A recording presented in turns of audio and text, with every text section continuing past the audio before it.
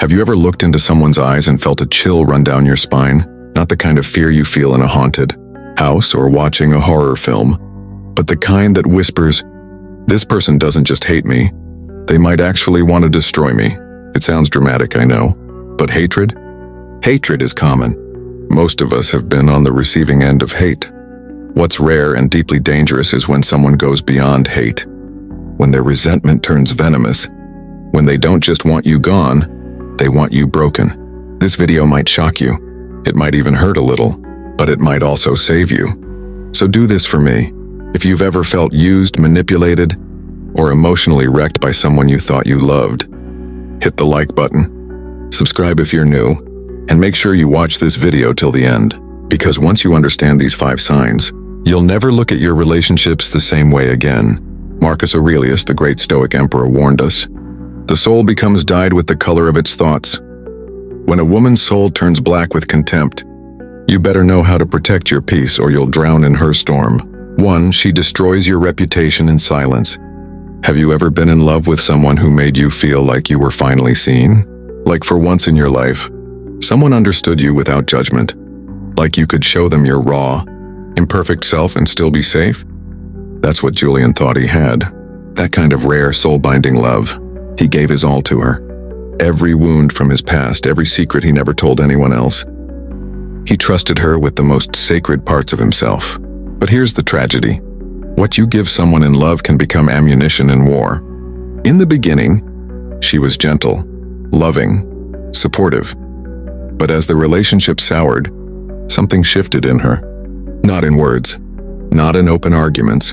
No, it was much more subtle and far more dangerous. Julian didn't even notice it at first. He thought he was imagining things when his friends started acting distant, when his coworkers suddenly looked at him with discomfort, when mutual acquaintances stopped responding to texts. But eventually the truth came out. One night after a long week, his best friend called him and said, "Hey man, I need to tell you something. She's been talking a lot. Stuff you told her in confidence. She's been spinning it, painting you like a manipulator. Like you're emotionally unstable, and people are starting to believe it. And that's when it hits you like a punch to the gut. When a woman doesn't just hate you, but quietly works behind the scenes to destroy your reputation, that's not normal hatred. That's calculated. That's a woman who wants you dead in the eyes of the world. And the worst part? She'll never raise her voice. She'll never send a threatening message. She'll just tilt the narrative, just enough, to poison how others see you. Have you ever had that happen to you? Where the very person you loved became the reason people started doubting who you are? Marcus Aurelius warned us, if someone does wrong, it is because they believe it to be right. That's the terrifying part. She may truly believe she's the victim. She may believe she's saving others from you. And with that belief, she won't stop until your name is nothing but ash. So ask yourself this. Who do you trust with your truth? Have you handed your heart to someone who would guard it, or someone who might use it against you? Because if she's telling your secrets behind your back, if she's shaping a version of you to others that doesn't match who you really are, that's not love, that's war. And it's time to stop fighting battles in the dark with someone who doesn't want peace. She twists every word you say to make you the villain. Have you ever tried to express your feelings to someone you loved? Gently, honestly, vulnerably, and instead of being heard, you were suddenly painted as the bad guy. Like no matter what you said, how carefully you chose your words, it always turned into your fault. That was Aaron's reality. He wasn't perfect. None of us are. But he loved her, with a kind of quiet loyalty that most men carry in their chest but rarely speak of. He would have walked through fire for her. And in a way he did, because every conversation felt like walking a battlefield. He'd say something simple like, "I just wish we could spend more time together." And she'd respond, "Oh, so now I'm never enough? You're calling me selfish?" And boom, just like that, the tables turned. The original message, his need, his longing, his love, was buried under layers of accusation, defensiveness, and silent punishment. Sound familiar?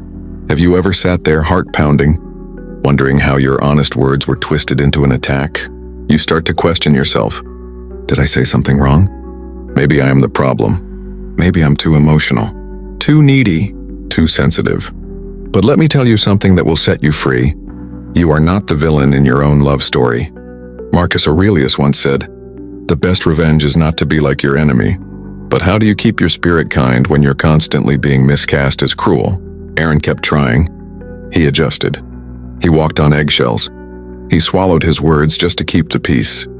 And in doing so, he lost himself. Because here's the hidden truth. When a woman doesn't just hate you, but actively twists your every word to make you look like the monster, you're not just in a toxic relationship. You're in a psychological war. She doesn't want to hear you. She wants to control the narrative. And in that story, her story, you are always the villain. But ask yourself, was your intention ever to hurt her? Or were you just longing to be understood? Because if your memories are filled with you trying to reach her heart, and all you got back were cold stares and hot blame, that wasn't love. That was manipulation. A woman who does this isn't just angry, she's dangerous. Because she rewrites reality. And worse, she convinces you to believe it too. So stop, breathe, remember who you were before she made you doubt your own voice. You deserve to be heard. You deserve to speak without fear. You deserve love that doesn't require walking through a minefield of misinterpretation. And if this is striking a nerve, if you're nodding because this is your story, 3 Sushi uses your pain to hurt you again. Have you ever sat across from someone you adored and told them your darkest truth? That thing you buried so deep, you thought you'd take it to your grave? But something about their presence, their eyes, the softness in their voice, it made you believe it was safe to finally share. And you did. You opened up. You let them see the wound behind your smile. That's what Daniel did. He told her everything. How his father walked out on him at 10. How he never felt good enough. How he cried alone in the school bathroom when no one would sit with him at lunch. How even as a grown man, he sometimes stared at the ceiling at night wondering if he was truly lovable. She looked at him that night with tears in her eyes. She held his hand. She said, "I'll never use this against you." But she did. Not at first. No, women like this wait. The first time she used his pain against him was during a fight when emotions were high and hearts were bruised. She said, "Maybe your daddy left because he knew you'd turn out weak just like this." And Daniel froze. It wasn't just a jab. It wasn't just a cruel sentence. It was a betrayal of something sacred. She didn't just hate him. She wanted to crush him from the inside out. Have you ever experienced that? Someone using the exact pain you trusted them with, the pain they once held gently in their hands, now thrown back in your face like a weapon?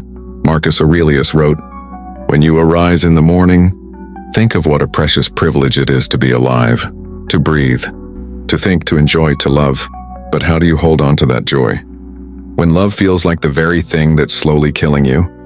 Let me ask you, did she ever look you in the eye and say something so low, so venomous, you didn't even recognize the person you fell in love with? Not during fights with strangers, not in the heat of some dramatic movie scene, but quietly, in your living room, over something small, a dish in the sink, a disagreement, and suddenly she's digging up your traumas like tools. That's not love. That's psychological warfare. A woman who loves you will protect your pain like it's her own, but a woman who hates you, and is clever about it, will pretend to care until the moment she can weaponize your soul. So if she brings up your past not to heal with you, but to hurt you, that's a sign, my friend. That's a sign she doesn't just dislike you, she wants to break you. And if that resonates, if your heart is pounding right now, stay with me. Person, she celebrates your failures, even subtly.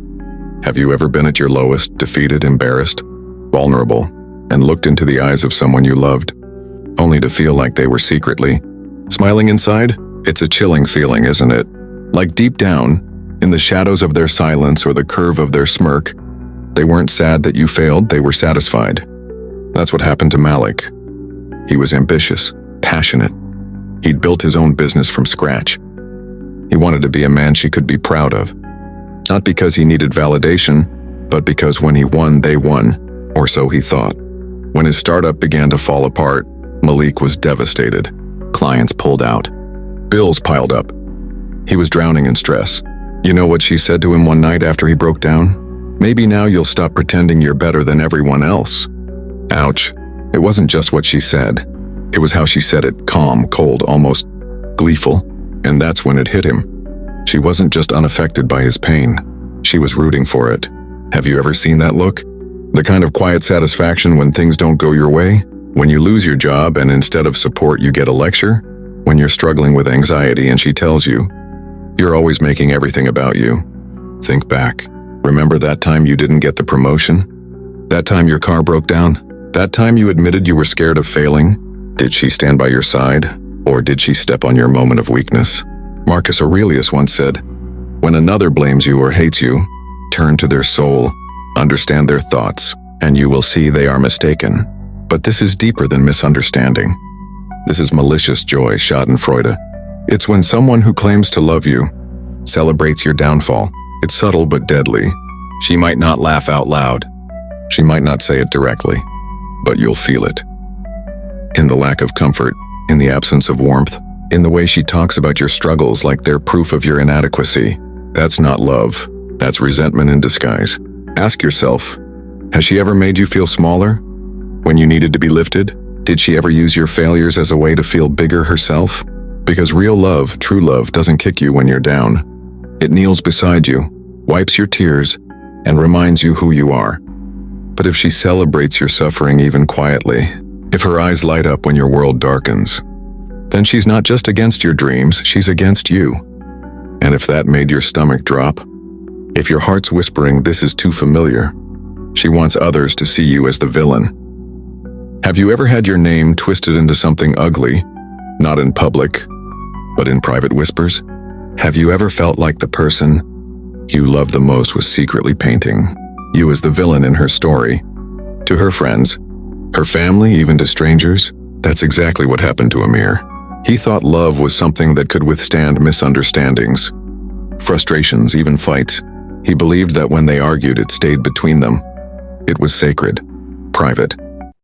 That love was about protecting each other, even when things got messy. But then came the silences from her friends, the weird glances from her sister, the subtle changes in how people greeted him, how they smiled, how they used to cheer when he walked into a room, and how now they barely lifted their heads. He didn't know why at first, until one day during a family dinner, her cousin blurted out, "Well, we all know what you did to her." And Amir sat there stunned because he didn't do anything, at least not what she'd been telling them. He realized she wasn't just mad at him. She wanted to ruin how others saw him. She was building a case against his character, quietly, patiently, like a story that only she could control. Have you ever been there? Where suddenly everyone treats you like you're the monster in a movie you didn't even star in? Where the woman who once called you her hero now tells others you're here. Emotional captor? Marcus Aurelius said, "The best revenge is to be unlike him who performed the injury." But what if the injury wasn't just a slap or a shout, but a slow, quiet destruction of your name? She didn't post about it. She didn't shout it from the rooftops. No, she whispered. She planted seeds. He's controlling. He gaslights me. He's so emotionally unavailable. Were you perfect? Of course not. None of us are. But what hurts more than your mistakes being exaggerated is the truth being twisted into something you're not. Ask yourself this. Has she ever told people about your arguments without telling them what started it? Has she ever described your silence as emotional abuse when really you were just trying to avoid another explosion? Has she made you feel like the world is slowly turning against you? That's not frustration. That's intent. When a woman doesn't just want to leave you, but wants to leave a version of you behind that she created, that's not heartbreak. That's a quiet war. And if you feel isolated right now, if people around you are starting to believe a version of the story that doesn't match your truth, then my friend, she doesn't just dislike you. She's trying to erase you. If any of these signs feel familiar, if your stomach twisted at any moment during this video, please don't ignore that feeling. Sometimes we convince ourselves that love is enough, that we can heal them, that we just need to try harder. But Marcus Aurelius lived through betrayal, war, heartbreak, and he knew something powerful. The best revenge is to be unlike him who performed the injury. You don't need to strike back. You don't need to sink to her level. You need to rise. With that said, thanks for watching, and until next time.